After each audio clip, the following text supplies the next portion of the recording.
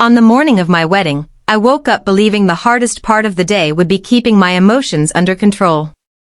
I thought I'd cry when I saw my fiancé, Daniel, waiting at the altar. I thought I'd cry during the vows or when my father walked me down the aisle. I never imagined that the moment that would stay with me forever would happen before the ceremony even began, and that it would involve a small, empty cardboard box from my own mother. My relationship with my mother had never been easy. Growing up, I always felt like I was competing in a contest I didn't know the rules to. No matter what I achieved, it wasn't enough. If I got good grades, she would ask why they weren't perfect. If I won an award, she would point out someone who had one too. When I got my first promotion at work, she reminded me that my cousin had become a manager years earlier. Still, she was my mother. A small part of me always hoped that one day she would be proud of me.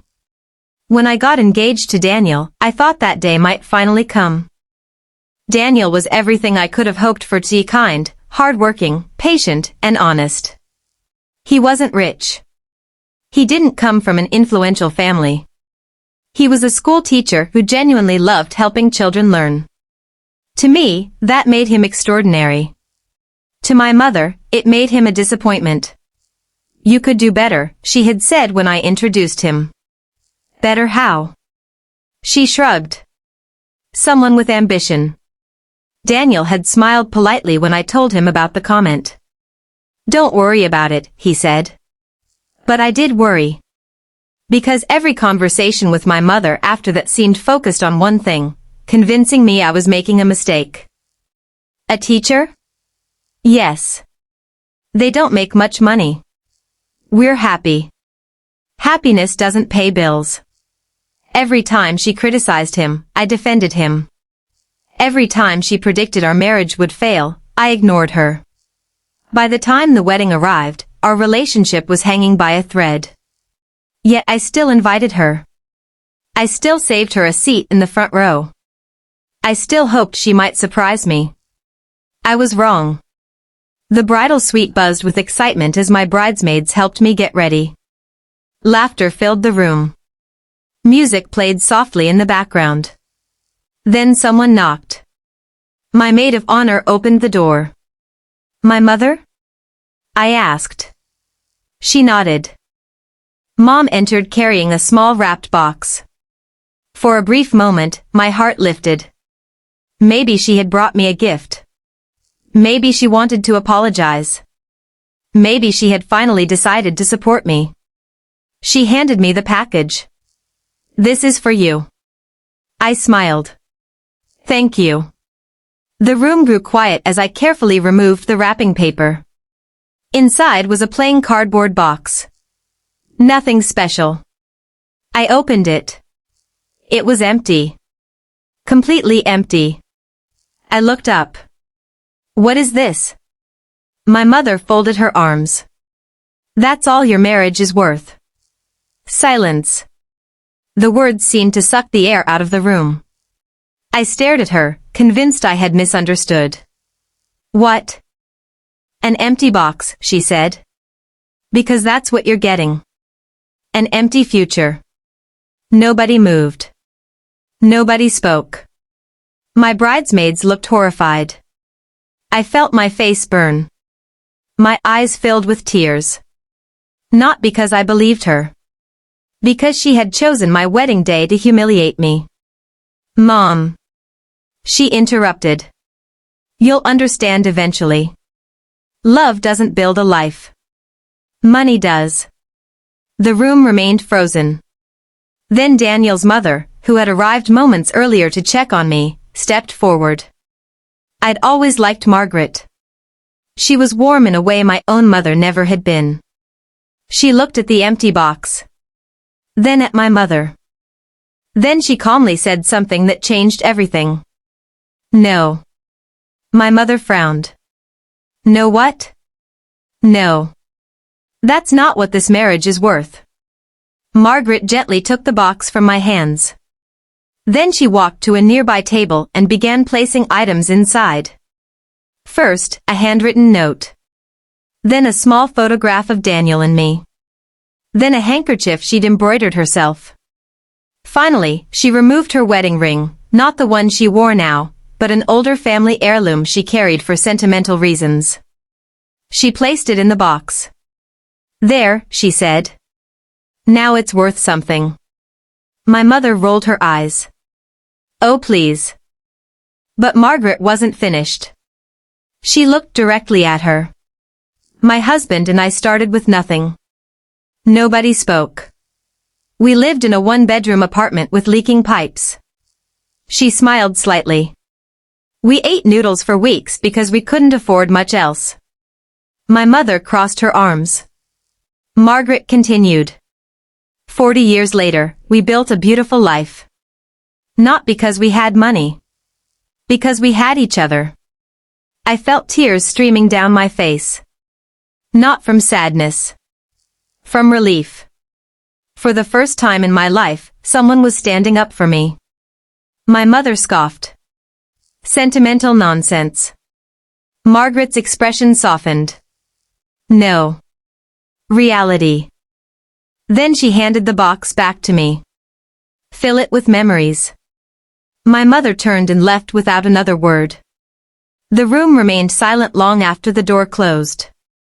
I should have been devastated. Oddly, I wasn't. For years, I'd spent my life chasing my mother's approval. At that moment, something inside me finally broke free. I realized approval that never comes isn't worth chasing. The ceremony began 30 minutes later. As I walked down the aisle, I spotted my mother sitting in the front row. Expressionless. Unmoved. Meanwhile, Daniel looked at me as though I were the most important person in the world. And suddenly I knew which opinion mattered. We exchanged vows. We laughed. We cried. We kissed. Everyone applauded. Except my mother. At the reception, guests celebrated, danced, and shared stories. My mother spent most of the evening criticizing everything. The flowers. The food. The venue. The music. Nothing escaped her judgment. Finally, late in the evening, she approached our table. Daniel and I were speaking with friends when she interrupted. "I'll give it 3 years." The table fell silent. Daniel looked at her.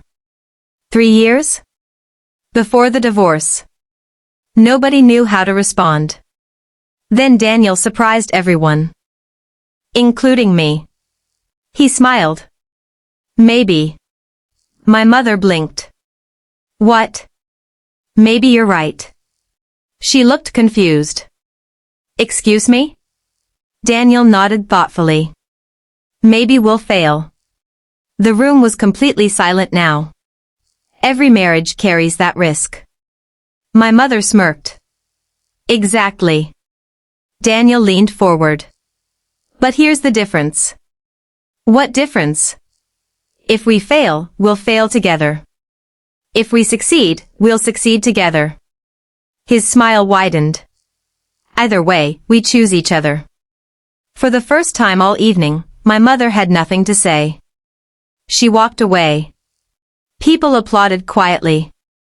I squeezed Daniel's hand under the table.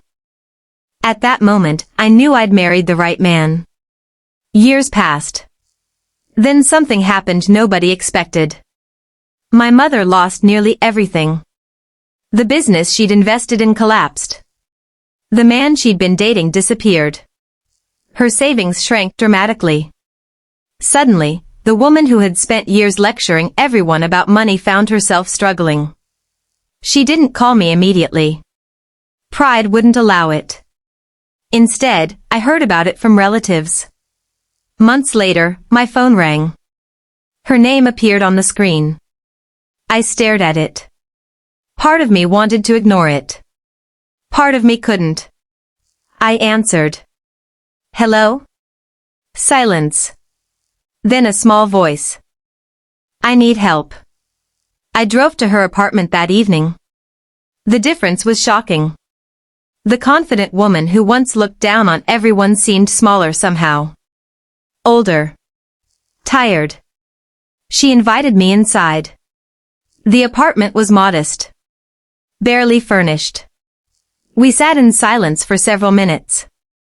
Finally, she spoke. I was wrong. The words sounded foreign coming from her. I waited. She looked down. I thought money was security. I said nothing. I thought if you had enough of it, everything else would fall into place. A tear rolled down her cheek. It doesn't. For the first time in my life, I saw genuine vulnerability. Not criticism. Not judgment. Not superiority. Just regret. My friends disappeared. She laughed bitterly. The successful people I admired disappeared too. I listened quietly. But you didn't.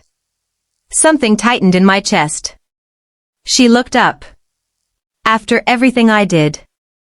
I remembered the empty box. The insults.